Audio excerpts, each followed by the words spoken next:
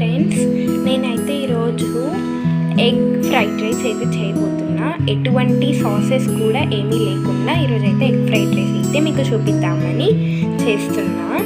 So మనకైతే first 150 grams అలా ఉంటుంది ఇది. సో అలా కొంచెం బాయిల్డ్ రైస్ అయితే మీరు తీసుకోండి. తీసుకున్న తర్వాత దీంట్లో 1 టీ స్పూన్ దాకా కారం అయితే వేయండి. 1 టీ స్పూన్ ఆర్ 1.5 స్పూన్ దాకా కారం అయితే మీరు తీసుకోండి. తీసుకున్న తర్వాత దీంట్లోనే మీరు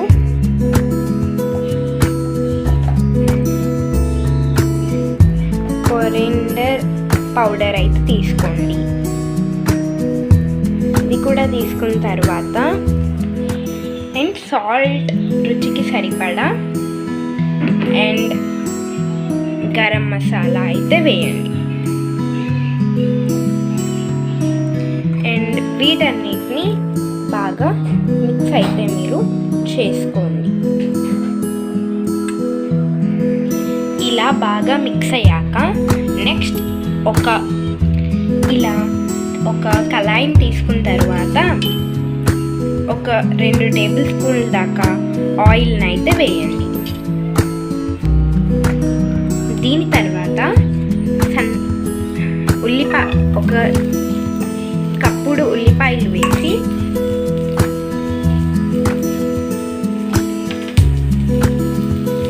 అవి దోరగా వేగేదాకా వేపుకోండి.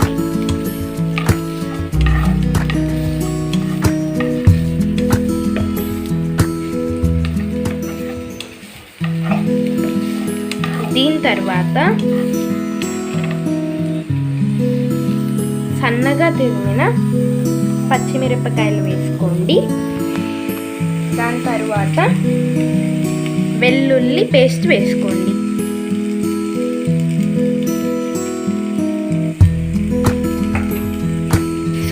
వెల్లుల్లి పేస్ట్ కాదు, గార్లిక్ పేస్ట్.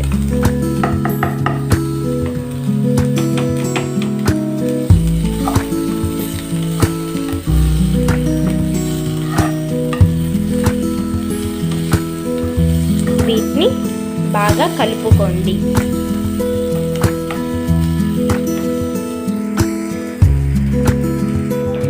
ఇవి ఇలా బాగా వేగిన తర్వాత వీటిలో 1/2 కప్పు దాకా టమాటాలు వేసుకోండి.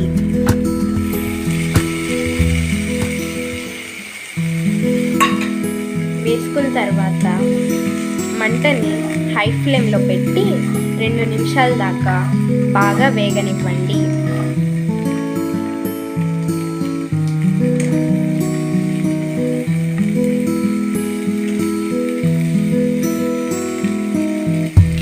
ఇలా వేగిన తర్వాత వీటిని ఒక పక్కకి తీసుకొని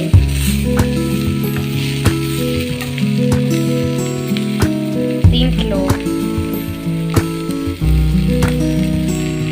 2 టేబుల్ స్పూన్ల దాకా ఆయిల్ని అయితే వేయండి. వేసిన తర్వాత దీంట్లో 3 గుడ్లు వేయండి. వేసిన తర్వాత 1 నిమిషం దాకా ఉంచి దాని తర్వాత చిన్నగా ఇలా కలుపుకోండి. దాని తర్వాత దీంట్లో కొంచెం ఉప్పు అయితే వేసుకొని దీన్ని అలానే కలపండి.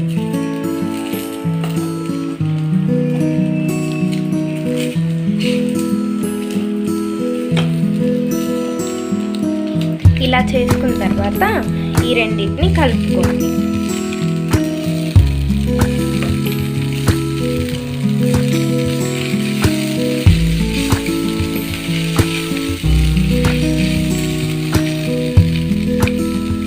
ఇలా కలుపుకున్న దీంట్లో మనం ముందలే పెట్టుకున్నాం ఈ అన్నాన్ని అయితే వేయండి.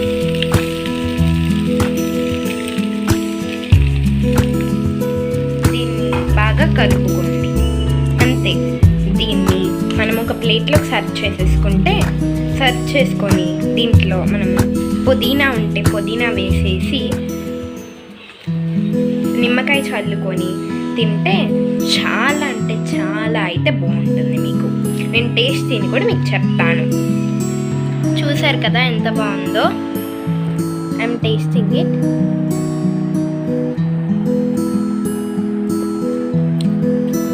వావ్, చాలా అంటే చాలా బాగుంది.